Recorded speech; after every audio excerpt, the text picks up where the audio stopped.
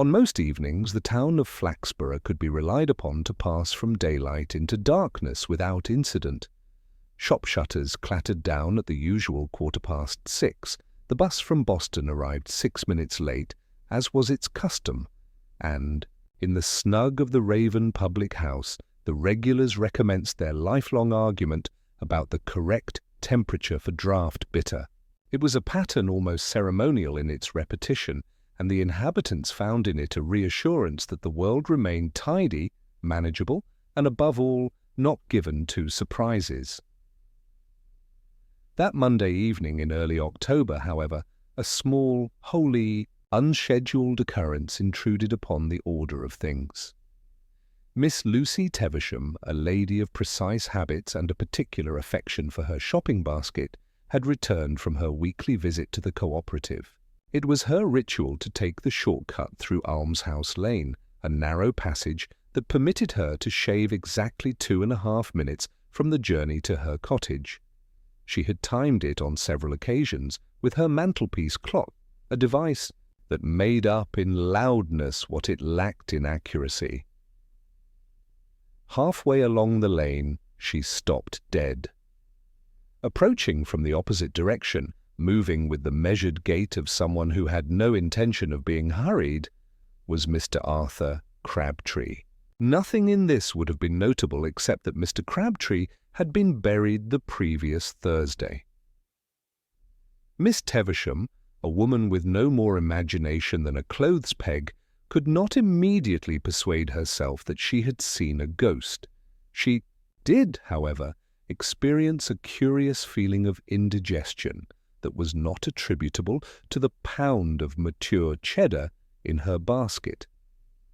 She stepped to one side, flattened herself against the brick wall, and allowed the man, if man it was, to proceed.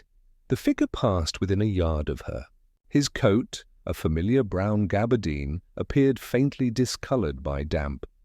His hat, tilted at a practical angle, hid much of his face, but Miss Teversham was certain of the jaw, long, uncompromising, and possessing the slight pendulousness that she had often remarked upon when seeing Mr. Crabtree in the High Street.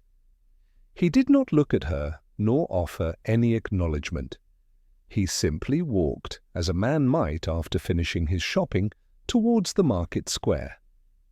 By the time she had stumbled home, spilling half her biscuits on the garden path, Miss Teversham's certainty had hardened into dread. The dead, she reflected, were not supposed to take evening strolls. By the following morning the town knew everything, and a little more besides. The report, carried on the wings of gossip, had been embroidered at each stop. At Mrs. Beddoes's hairdressing salon, the apparition was said to have spoken in a low, sepulchral tone about overdue library books. At the counter of the post office it was confidently asserted that Mr. Crabtree had knocked twice upon Miss Teversham's door and requested a loan of 2 and 6. The butcher's boy, with the cruel inventiveness of youth, claimed the deceased. Gentleman had trailed earth from his coffin all along the pavement of High Street. The town of Flaxborough, so often desperate for diversion from its ordinary diet of parking fines and council notices, was delighted. Respectable widows felt justified in recounting their own half-forgotten brushes with the supernatural. Elderly men took to the bar stools to rehearse elaborate theories of mistaken identity, and the curate of St. Saviour's prepared a sermon on the frailty of mortal flesh. It was around this time, while the populace enjoyed its orgy of speculation, that Inspector Purbright received the first official call. It came not from Miss Teversham, who had spent the morning under her eiderdown with the gas fire on, but from Superintendent Chubb, who had fielded 3 separate telephone complaints alleging that the police were failing in their duty by permitting dead men to wander unchecked about the town. Purbright accepted the matter with his usual courtesy, though not without an inward sigh. His office window afforded a dismal view of the police station yard, where a bicycle in need of oiling leaned morosely against a drain pipe. He gazed at it for a long moment while Chubb repeated the essentials. A dead chap, walking about, seen by Miss Teversham. Reliable lady, they say, knows her groceries. Yes, said Purbright softly, as if to himself. But does she know her resurrections? That evening, Inspector Purbright took himself, with the air of a man running an errand, rather than conducting an enquiry, along Almshouse Lane. The place was unremarkable, a row of brickbats, a scattering of bins, and a smell of wet plaster. He found himself listening for the sound of measured footsteps, but heard only the soft creak of laundry lines. A cat, dark and lean, crossed his path and paused to wash itself. Purbright inclined his head in apology, as though he had intruded upon some private ritual.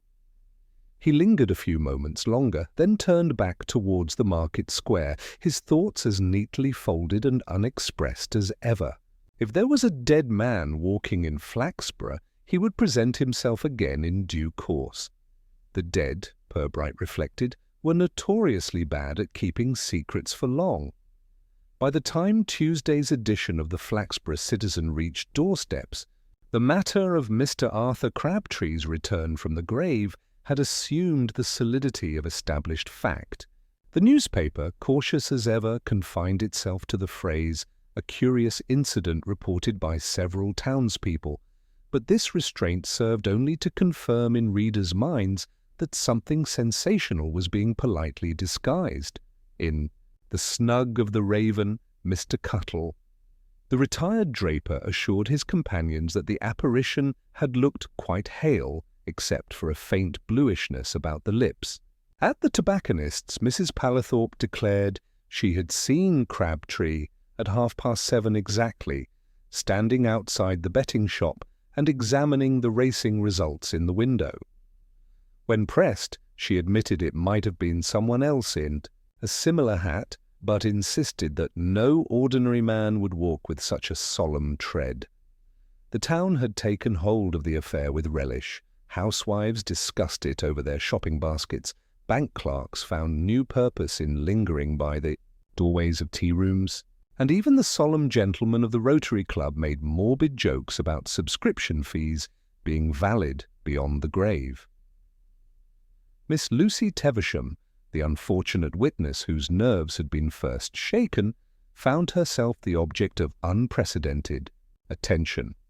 Ladies from church guilds arrived with sponge cakes in a spirit of brisk condolence, though Miss Teversham privately resented the implication that she required fortification. Worse still were the curious callers who hoped to extract further details for their own embroidery.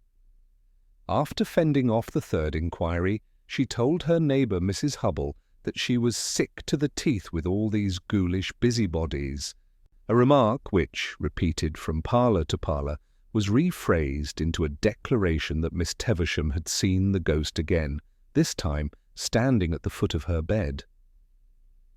At the police station, the desk sergeant found himself besieged by well-meaning citizens eager to offer information.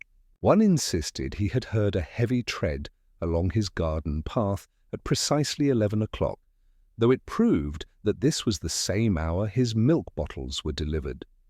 Another claimed to have seen the dead man seated in the charabanc to Skegness, though the ticket inspector denied knowledge of any passenger answering that description, except for a fellow who had asked whether half fares applied after burial. Superintendent Chubb, by now thoroughly exasperated, summoned Inspector Purbright with a gesture more suitable for summoning a dog than an officer.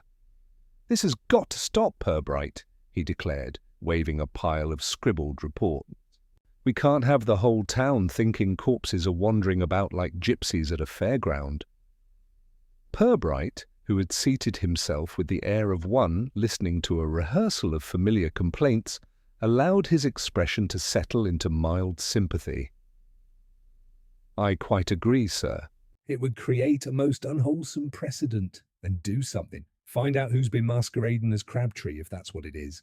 Or if there really has been some Chubb lowered his voice as if fearing clerical ears. In the corridor. Unnatural occurrence, then it's your duty to, well, see that it doesn't get out of hand. Purbright promised to make the necessary inquiries. He did so with the serenity of a man accustomed to letting rumours tire themselves out before engaging them. That afternoon he strolled along High Street at a pace calculated neither to suggest official business nor idleness. To outward eyes he might have been a gentleman waiting for a friend, or perhaps merely digesting his lunch. Yet he contrived to overhear at least half a dozen conversations.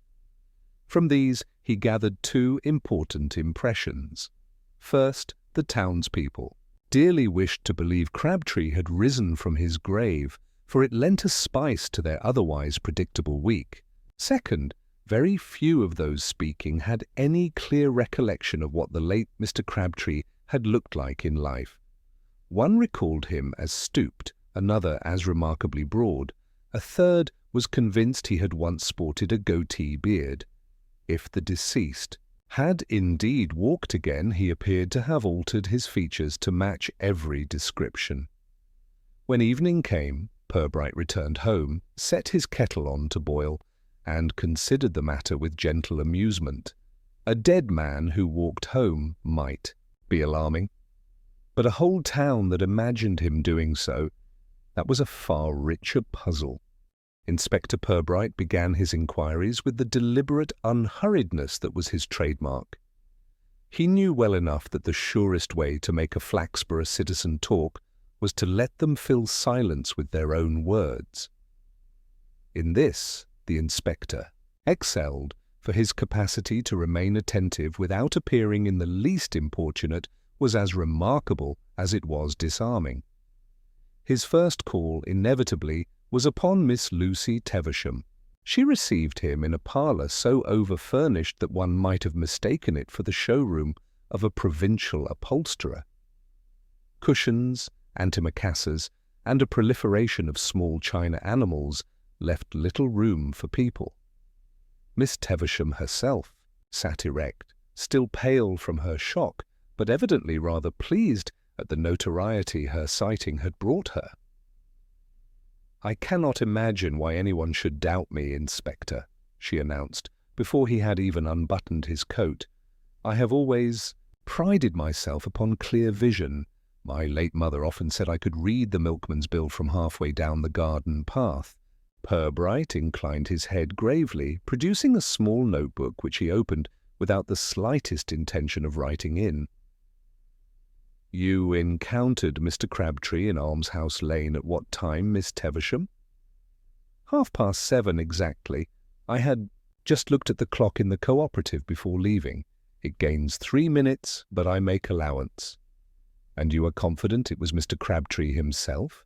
Miss Teversham gave a short laugh. "My dear Inspector, I saw him often enough." "Alive?" He was a man not easily confused with others. The way he carried his shoulders as though continually braced for insult. And the jaw, of course, most assertive. Purbright allowed the silence to stretch. Miss Teversham, interpreting this as scepticism, hurried to add, "Besides, I know very well he was buried last Thursday. I stood with my umbrella in the churchyard myself, though it leaked like a sieve. One does not forget the features of a man who has so recently been consigned to the earth." The inspector thanked her with his habitual politeness and declined her pressing offer of seed cake. His second visit was to Crabtree's widowed sister, Mrs. Cowper, who resided in a trim, semi-detached villa not far from the gasworks. She received him with an air of affront, as though her brother's alleged resurrection had been engineered by the council purely to annoy her. "It is wicked nonsense, Inspector, wicked. My Arthur is at rest, and that is an end of it.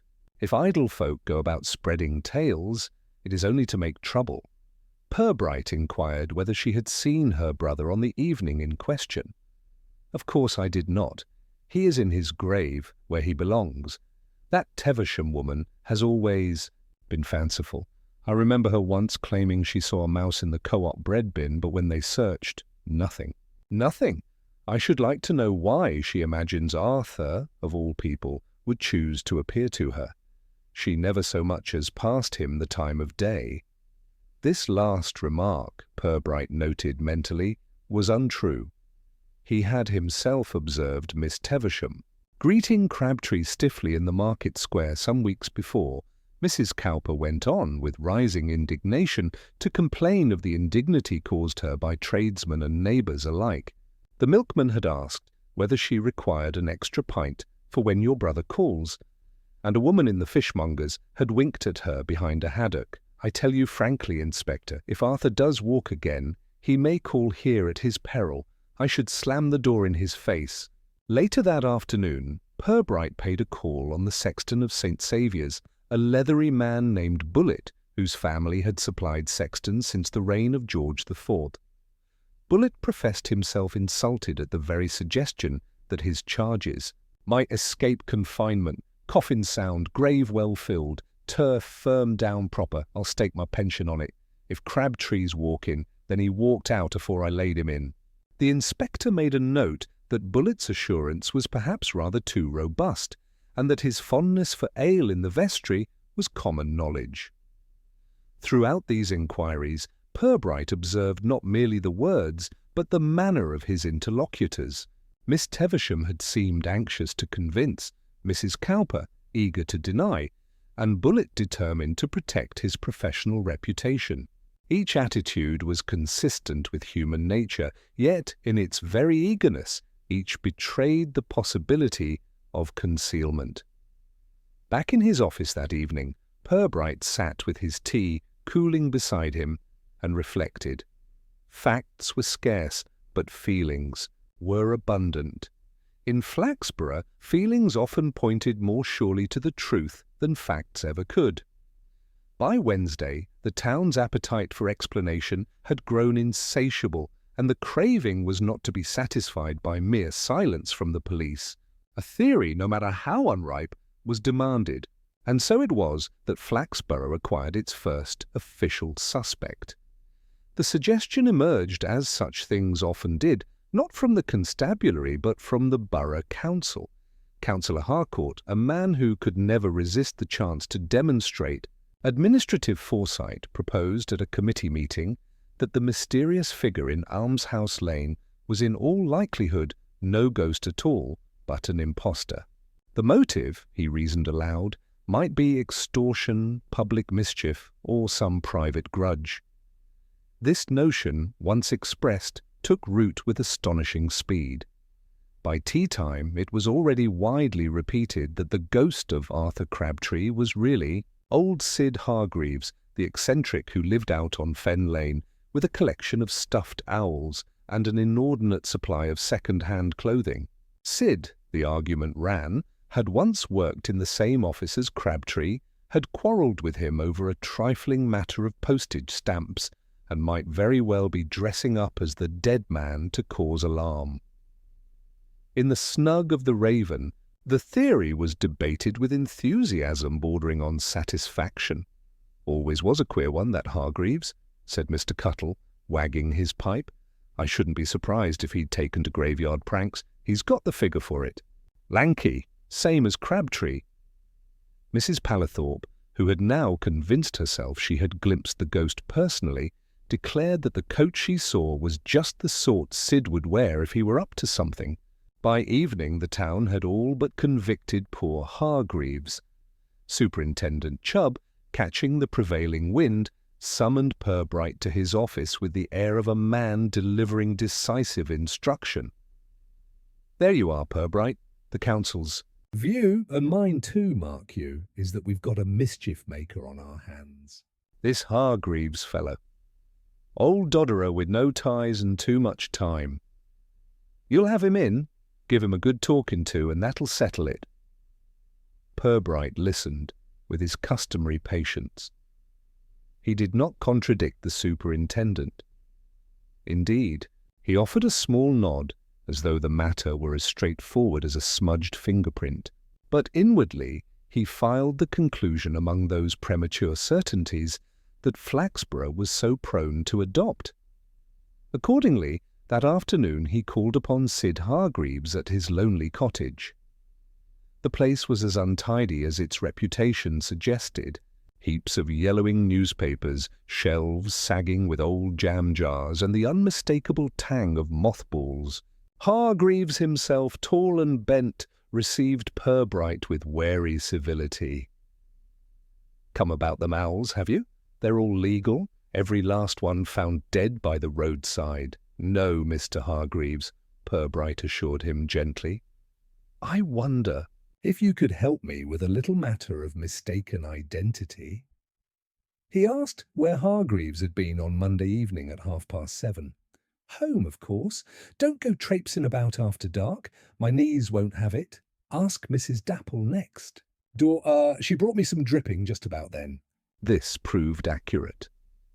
Mrs. Dapple, interrogated later, confirmed the dripping delivery, though she added tartly that Hargreaves never showed proper gratitude. Returning to the cottage, Purbright took note of Hargreaves's build, his clothing, and his hesitant gait. Certainly there was a resemblance to Crabtree in outline, especially under a dim lamp. But resemblance alone did not amount to proof, and Purbright observed that Hargreaves lacked the air of truculent certainty that had characterized Crabtree in life. Nevertheless, news spread that Hargreaves had been questioned by the police, which in local parlance meant he had practically confessed. By Thursday morning he was avoided in the High Street, and a group of boys trailed after him chanting, "Spook! Spook!" until a constable intervened. For Superintendent Chubb, this appeared to confirm the case neatly. "You see, Purbright, public opinion's nailed him. Best to let the town think we've settled it. That'll quiet 'em," Purbright inclined his head, but said nothing. For in the inspector's mind a small but persistent dissonance remained. If Hargreaves were indeed the culprit, what possible satisfaction could he derive from imitating Arthur Crabtree? Mischief-making had its limits, even in Flaxborough. And besides, Purbright could not help recalling Miss Tevisham's certainty about the jaw. However fanciful she might be, it was not a feature easily counterfeited. That evening, as Purbright walked home past the churchyard where Arthur Crabtree lay, he paused by the lich gate. The air smelled faintly of damp earth and decaying leaves. Somewhere in the town, a rumour had settled with all the finality of a verdict. Yet Purbright felt only the beginning of a puzzle. The first suspect had been found, but too easily. Friday brought with it the sort of drizzle that seemed peculiarly designed for Flaxborough, not heavy enough to require an umbrella, but sufficiently persistent to penetrate every seam and dampen the stoutest optimism. Inspector Purbright, however, was not much discomposed by weather. He had long since observed that when the sky pressed low, tongues loosened. People, like windows, tended to leak in the damp. He spent the morning at his desk, perusing reports of the supposed Crabtree sightings. They were much alike. Vague shapes, glimpsed in twilight, footsteps imagined in deserted lanes, shadows taking on human aspect after a half-pint too many. He marked them all politely, but one detail caught his eye. Miss Teversham, in her original statement, had remarked upon the brown gabardine coat worn by the figure. This was unremarkable enough. Crabtree had been rarely seen without it, yet the coat itself had been buried with him. Purbright had checked. It was a point no one else appeared to have noticed, not even the zealous Bullet the sexton. The triviality of it intrigued him. People could be mistaken about faces, voices, and even posture, but a garment carried with it a peculiarly durable association. A man's old coat was as recognizable to his neighbors as his handwriting or his pipe. If Crabtree's coat had truly been interred, how could it also be seen walking down Almshouse Lane? That afternoon, Purbright visited the cooperative store, not because he expected enlightenment among the groceries, but because it was there that Crabtree had done his shopping most regularly. He hoped the assistants, alert to details of apparel and habit, might yield some casual remark. Miss Vickers, a young woman with eyebrows that conveyed more disapproval than any words she possessed, confirmed that Crabtree had indeed worn the gabardine constantly. He once bought a new jacket in the January sale, she recalled, but brought it back the next day, said it made him look approachable. Purbright thanked her gravely. Leaving the shop, he noted a rack of coats in the draper's window next door. Among them, startlingly similar in shade and cut, hung a brown gabardine. Flaxborough's citizens, it seemed, had a limited imagination in outerwear. Still, something about the coincidence nagged at him. The following morning he walked once again to the churchyard. The drizzle had thickened overnight into mud, and his shoes gathered half the graveyard before he reached Crabtree's plot. There he found Bullet leaning on a spade, like a watchman guarding his wares. "Inspector, come to make sure he's still down there, have you?" "Not exactly," Purbright replied. "I wondered if you noticed anything unusual during the burial. Any irregularity with the coffin?" Bullet sucked his teeth. "Sound job." 4 men to lower it heavy as you like, and the coat was in it right enough. I remember because Mrs. Cowper insisted on folding it across him herself, said he'd want to look respectable before the Almighty. A trivial recollection, but It gave Purbright pause. If the coat lay in the earth with its owner, then the apparition had either borrowed its appearance from memory, or someone in Flaxborough possessed a duplicate. That evening, over a solitary supper, Purbright considered the matter.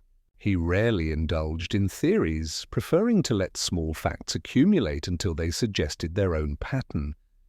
Yet this business of the coat resisted dismissal.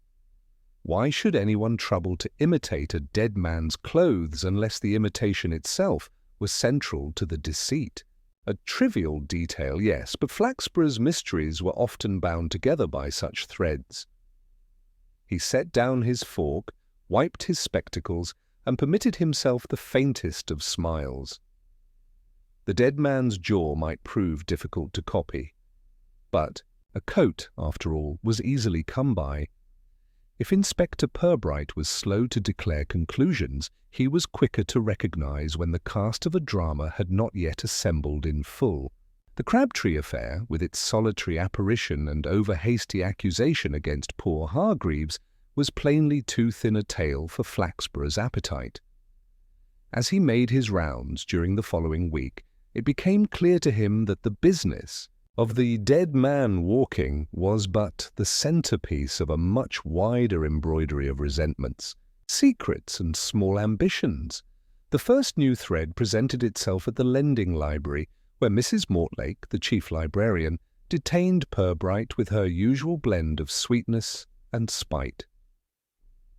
"You know, Inspector," she murmured, glancing. About to ensure borrowers were within earshot, Mr. Crabtree was not universally admired in life. He had a way of accumulating debts without quite acknowledging them. Books, for instance.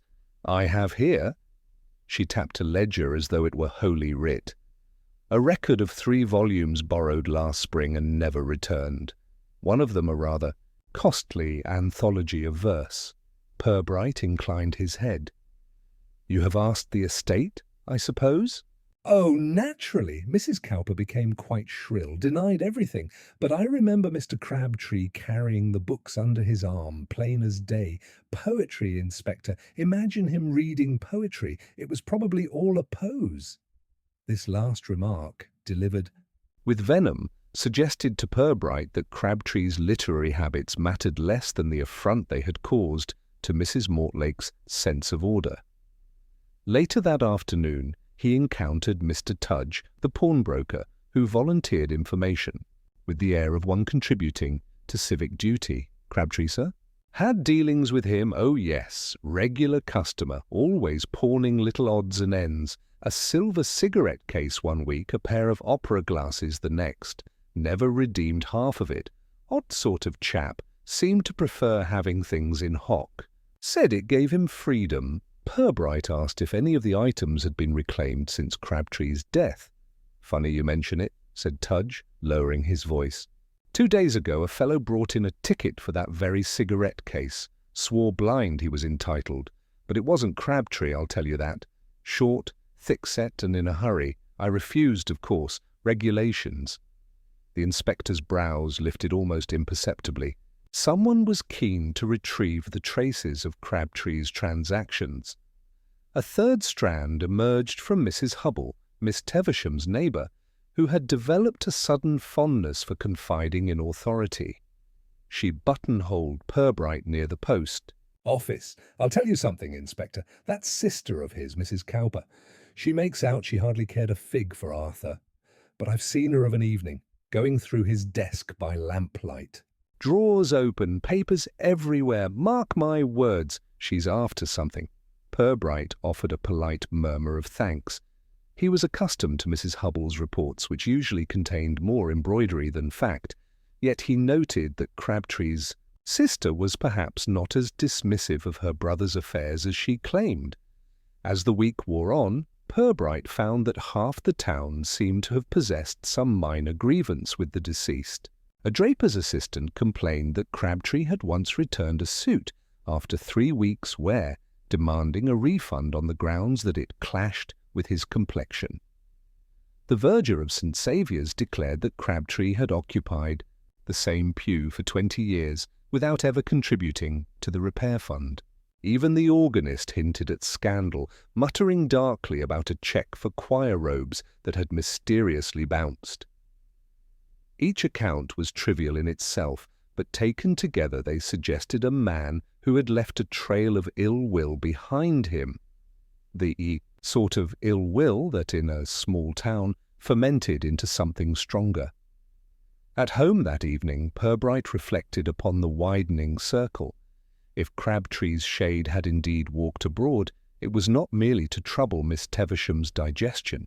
It had stirred up a ferment of half-buried grievances, each claimant eager to thrust his or her own quarrel into the light. The field of suspects, such as it was, had expanded into something resembling the entire population of Flaxborough. The task was not to find someone with reason to impersonate Crabtree, it was to discover who had reason enough to carry the performance through. And always, at the back of Purbright's mind, remained the curious business of the town, though nourished. For a week on speculation alone soon required a second course. It came, as such things tend to, not from officialdom, but from accident. On a bleak Thursday evening, the local bus from Boston deposited its handful of passengers in Market Square. Among them was young Stanley Grimes, an apprentice printer, with a weakness for exaggeration. He had scarcely stepped down when he froze, then dashed white-faced into the Raven, gasping of what he had seen. "The dead man," he blurted, to the considerable peril of his windpipe. Mr. Crabtree, plain as day, walking along Watermill Street, bold as brass. For once, Grimes's report was not dismissed as fantasy. Within the quarter hour, 3 others swore they too had glimpsed a familiar tall figure in a brown gabardine coat striding purposefully in the rain. By the time Inspector Purbright arrived, half the town was convinced the deceased had chosen to take a second promenade. But this incident differed from the first, for at the far end of Watermill Street, near the disused tannery, something had been found, something that could not be explained away as shadow or rumour. It was a hat, a brown felt hat of exactly the sort Arthur Crabtree had been known to wear. It lay sodden in a puddle by the curb. Miss Vickers from the cooperative was first to identify it. "That's his," she insisted, peering at the ruined lining. "He wore it every Saturday, Rain or shine, I used to think it made him look like a horse dealer.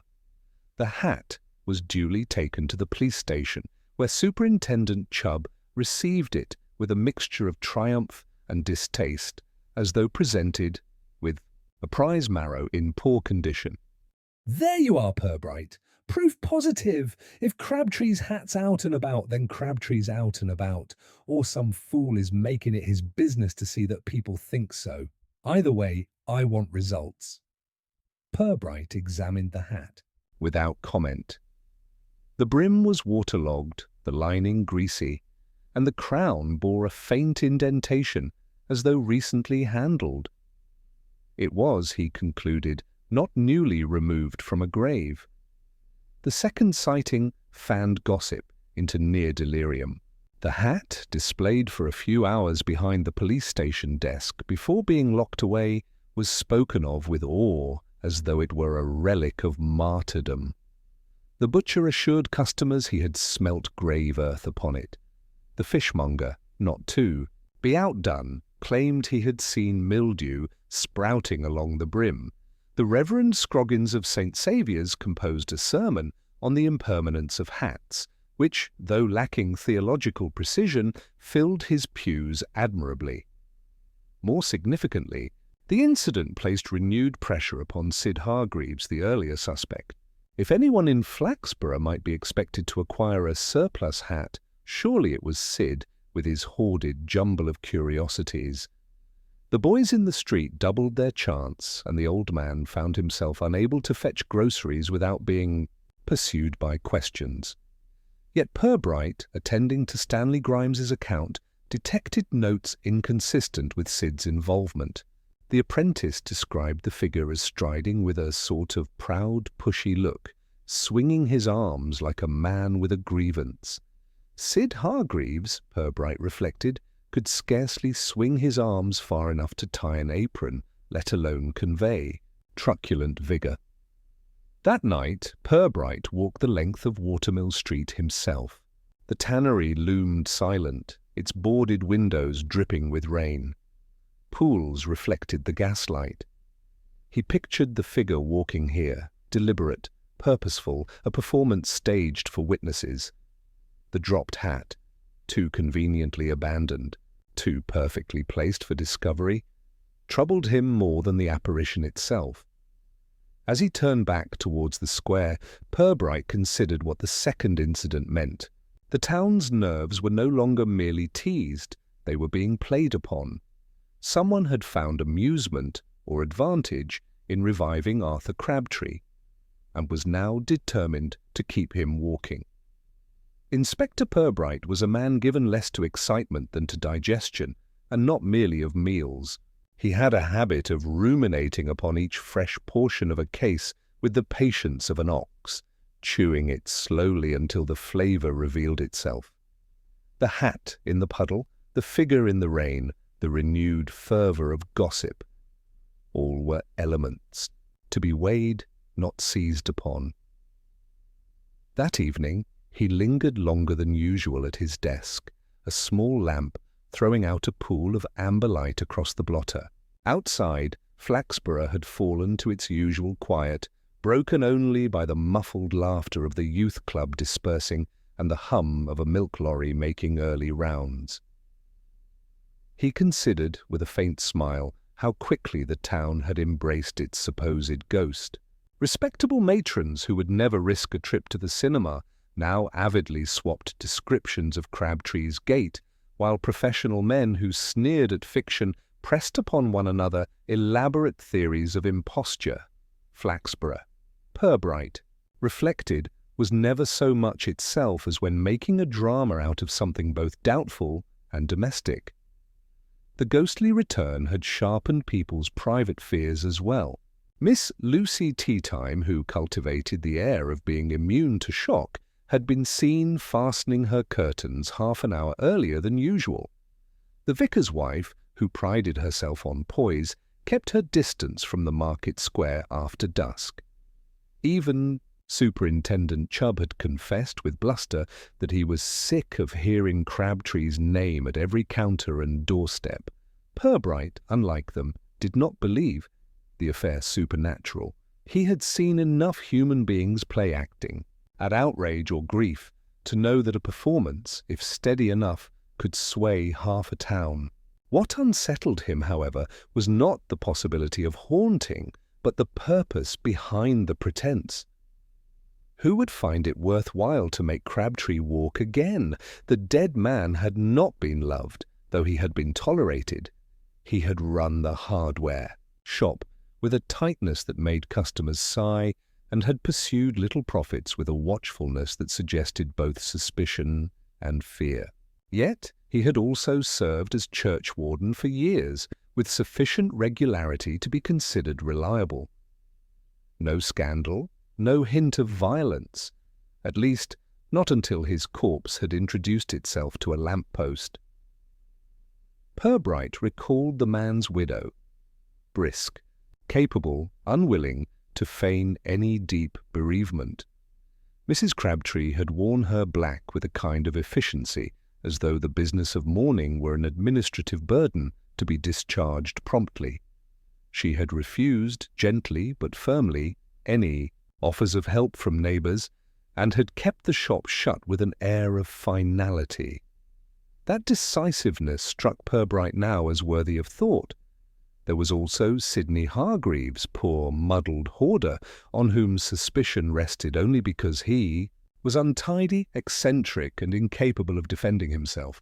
Purbright had noticed how quickly the town had fixed upon Sid as culprit, not because there was proof, but because there was comfort in blaming someone known and laughable. He could almost hear the unspoken sigh of relief. If Sid did it, then all is well, because Sid is mad enough to do anything.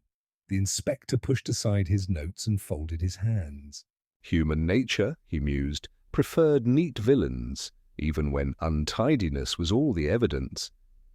But the dropped hat was not Sid's doing. Purbright was convinced of it. The hat's presence was deliberate theatre. Someone wanted the town to believe. Crabtree was abroad. The reason remained hidden, but the method bore marks of planning. Perhaps, and here Purbright's mind wandered with careful curiosity, the object was less to terrify than to distract. A town engaged in chasing a phantom might miss the real, practical mischief happening beneath its nose. A creditor evaded, a theft disguised, a partnership dissolved. Crabtree's reappearances might be nothing more than a smokescreen, the simplest stage trick to cover the most ordinary of crimes. Purbright allowed himself a quiet chuckle. How like Flaxborough that its greatest scandal might prove not a walking corpse, but a missing ledger. He rose, stretched, and placed his notes in a drawer. Tomorrow, he decided, would be the time to begin pressing with questions of a more pointed nature. Not in the style of Chubb, who barked and demanded, but gently, as one might coax a reluctant cat from a hedge. Already he had a few candidates in mind, Mrs. Crabtree herself, of course, and perhaps one or two tradesmen who had been eager to supply rumours. There was often as much to be learned from the relish with which people repeated stories as from the stories themselves.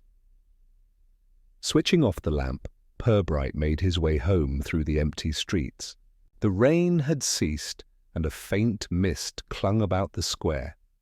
He glanced once, almost idly, at the spot near the lamp-post where Crabtree's body had been discovered weeks before. Quiet now, the kind of quiet in which small lies bred like weeds, and, in that quiet, Inspector Purbright's reflections settled into something approaching resolve. The town could chatter, the gossip could froth. His task was simply to wait, listen, and nudge until the mask of Flaxborough respectability slipped of its own accord. Inspector Purbright's next day began with a kind of purposeful slowness.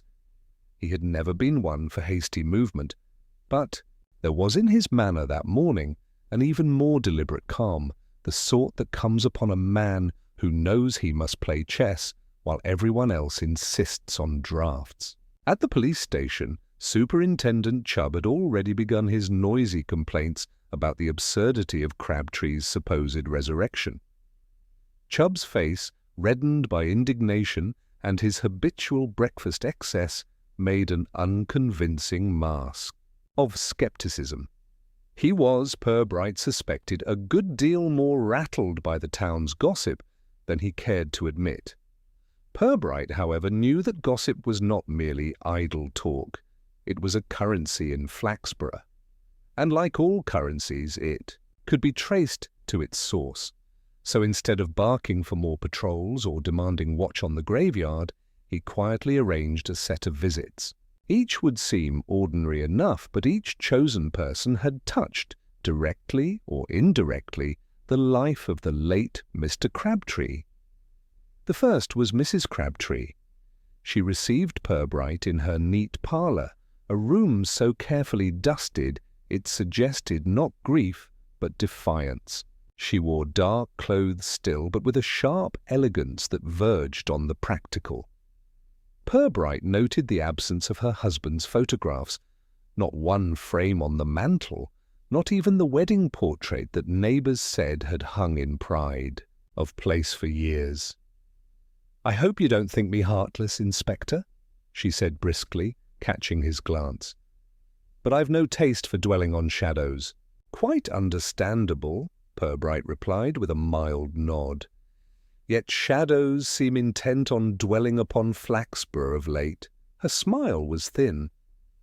She insisted she had not heard or seen anything unusual. The stories of Crabtree's return she dismissed as excited nonsense. Yet her hands, clasped in her lap, betrayed a faint tremor. Purbright left her with a courteous bow, thinking that the tremor belonged not to fear of a ghost, but to fear of something more tangible, exposure perhaps, or memory. The next call was upon Sidney Hargreaves, the poor hoarder so swiftly marked as culprit by the town's tongue. His cottage smelled of damp paper and mouse nests, his every surface burdened with heaps of catalogues and tins. Sidney himself, blinking and anxious, denied any part in the matter. He seemed scarcely able to manage his own days, let alone mount a campaign of spectral trickery. Yet Purbright, in his kindly probing, discovered that Sidney had once quarrelled with Crabtree over an unpaid bill, a matter so petty it could scarcely explain much, but sufficient to make Sidney a convenient scapegoat. "People like to have someone to point at," Purbright told him gently. "And you, I'm afraid, are rather too easily pointed at." Sidney, bewildered, offered him a jam jar of pennies in protest of innocence, which Purbright declined with thanks and withdrew. It was not until afternoon that the inspector came. To his third visit, which he privately considered the most promising. This was to Mr. Gooding, a solicitor of dry demeanour, who had once managed Crabtree's affairs. In Gooding's office, surrounded by files smelling faintly of mould and dust, Purbright let slip his apparent ignorance of probate. Gooding, perhaps eager to display mastery, explained with relish that Crabtree's estate had been modest but sufficient. There were accounts settled with unusual swiftness, and some property quietly transferred. "Efficient work," Purbright remarked, almost as though the deceased himself had been about to sign the papers. Gooding started, then recovered, lips tightening. That single start was worth more than a paragraph of confession. By evening, Purbright returned to his desk at the station with a notebook that, though not fuller in ink, was richer in meaning. He had seen tremor in the widow, bewilderment in the scapegoat, and hesitation in the lawyer. None of it proved who had made Crabtree walk again, but each small sign added to his private ledger of suspicion. Outside, the town simmered on. At the pub, men swore they had heard Crabtree's cough echo by the river. At the grocer's, women whispered that he had been seen purchasing lamp oil Children dared one another to run past his closed shop door after dark. Flaxborough had become a stage, and Crabtree its uninvited actor. Purbright, in his usual calm way, set his pen aside and leaned back. He felt the case was less about the dead than about the living, their fears, their schemes, and their convenience. In raising a phantom, what troubled him was not that Crabtree was said to walk, but that someone, somewhere, found it profitable to make him do so. And with that thought, he allowed himself a rare smile. Flaxborough's drama was only beginning. The night air in Flaxborough had the damp chill of late autumn, the kind that seeps into sleeves and shoes and encourages early bedtimes. Yet Inspector Purbright, seated with his lamp low in the station office, lingered over notes with a patience that would have maddened a man who thrived on action. His pen traced slow lines, not so much to record evidence as to weigh the curious balance of human behavior that had carried the town into its present tangle. The second incident, the sighting of Crabtree near the riverbank, confirmed by more than one nervous voice, had stirred the town into a sort of festive dread. Market Square bustled with those who claimed to know precisely how the dead man had returned, each theory contradicting the next, but none short of conviction. It was, Purbright reflected, an oddity of English towns that their gravest anxieties could be delivered in tones of relish, like children telling ghost stories around a bonfire. Councillor Hargreaves, with the bluster of a man who never admits bafflement, had proposed a curfew. The suggestion was received in council chambers with more amusement than support, though a handful of members secretly approved. Meanwhile, Mrs. Crabtree carried herself with an almost martial composure. She told acquaintances she refused to be bullied by shadows and insisted she would not alter her routines. Purbright noted, however, that her blinds were drawn earlier than before, and her trips into town grew fewer. The inspector himself did not hurry to confront her. He knew well that pressure ripened people's words. Instead, he turned discreet, attention to those who had gained, or expected to gain, from Crabtree's departure. The solicitor Gooding remained a promising vein of enquiry. Purbright revisited him under the pretext of clarifying legal niceties. This time he asked casually whether Crabtree's handwriting had ever been difficult to imitate. The question was met with an arid laugh that came an instant too late, followed by a pedantic lecture about forgery statutes. Purbright listened, expression bland, but his pencil recorded the pause. Equally curious was a remark from Sidney the hoarder, made as Purbright was leaving his cottage one damp afternoon. Sidney, in his rambling way, muttered that Crabtree never liked the river, wouldn't go near it, not after that time. Pressed gently, Sidney refused to elaborate, collapsing instead into nervous coughs. Purbright did not insist, half-spoken. Fragments often told more than whole stories. The turning point came, unexpectedly, at the railway buffet. Over cups of weak tea, a ticket clerk confided to Purbright that a man answering Crabtree's description had indeed purchased a ticket, a single fare to a nearby town, but never boarded the train. The ticket was left behind, folded in a paper bag, as though intended to be found. This detail, trivial to others, lit a faint spark of certainty in Purbright. Here was not the wander of a revenant, but the careful trace of someone alive, or someone wishing to prove life on another's behalf. That evening, Purbright allowed his thoughts to gather. If Crabtree had died, then someone was impersonating him, or arranging appearances to that effect. If he had not died, then his return served purposes other than haunting. In either case, someone was playing the town like a fiddle, letting its gossip carry the melody while they supplied only a few discordant notes.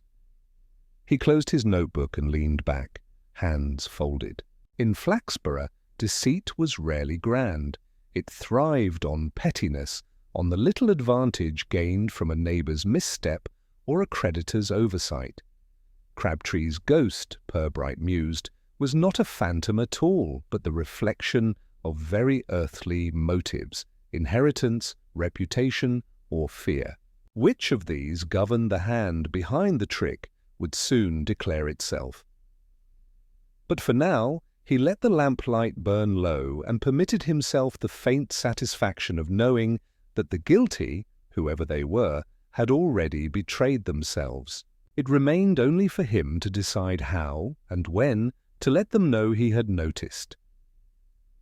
The council chamber, usually home to debates about lampposts and bus timetables, had been commandeered by Inspector Purbright for what he dryly described as a convenient conversation. A handful of faces gathered there betrayed more than mild irritation at the summons. Mrs. Crabtree sat rigid, lips compressed, as if they alone preserved her dignity. Solicitor Gooding occupied a chair with the posture of one forced to endure rustic inconveniences beneath his professional station. Sidney, pale and blinking, seemed to have come chiefly because resistance required more effort than acquiescence. Councillor Hargreaves hovered like a man who suspected an imminent scandal, but hoped fervently to be both central to it and untouched by it. Purbright entered without flourish, nodding his good evening, as if they had been invited for tea rather than inquiry. He carried no folder, only his notebook, closed. His manner was mild enough to suggest that nothing particularly serious was at stake, an impression calculated as ever to unsettle. He began with pleasantries about the weather, the markets, even a passing remark on the railway buffet's new tea cakes. Only after his audience had shifted from impatience to near exasperation did he casually recall the matter of Crabtree.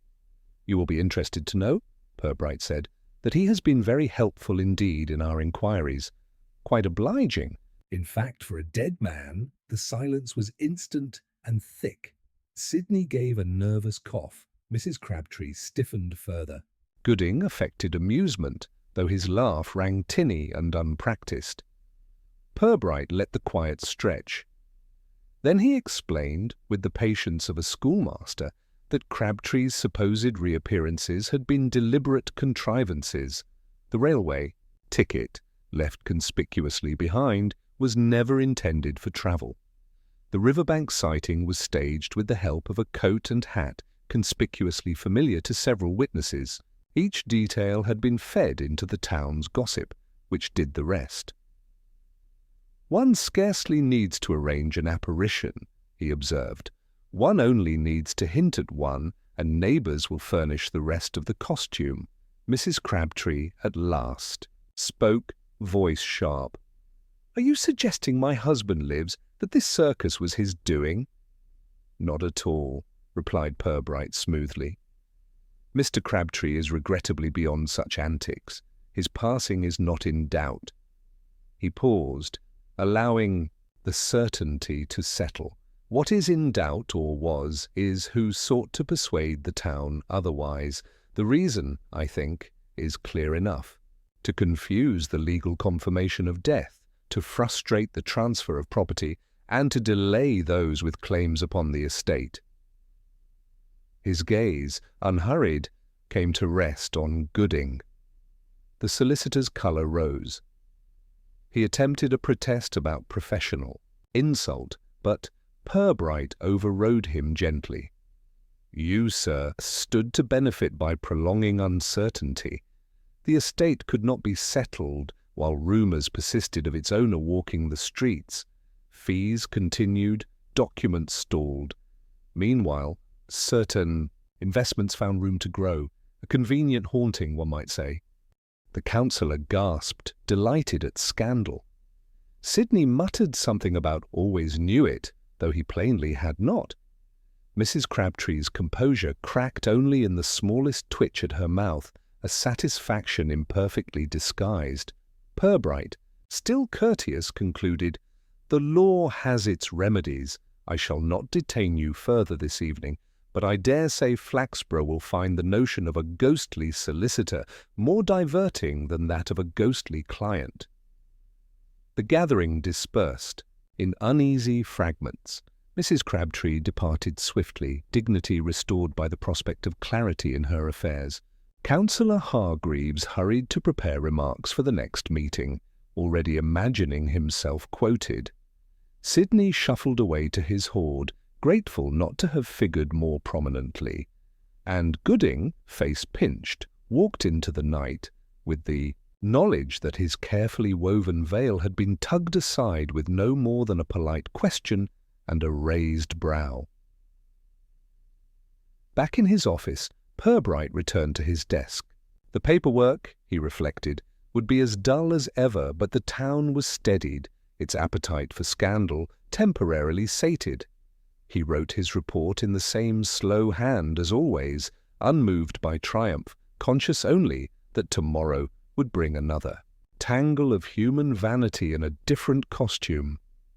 He extinguished the lamp, left the station, and walked homeward through streets once again ordinary, their secrets safely folded back beneath the surface.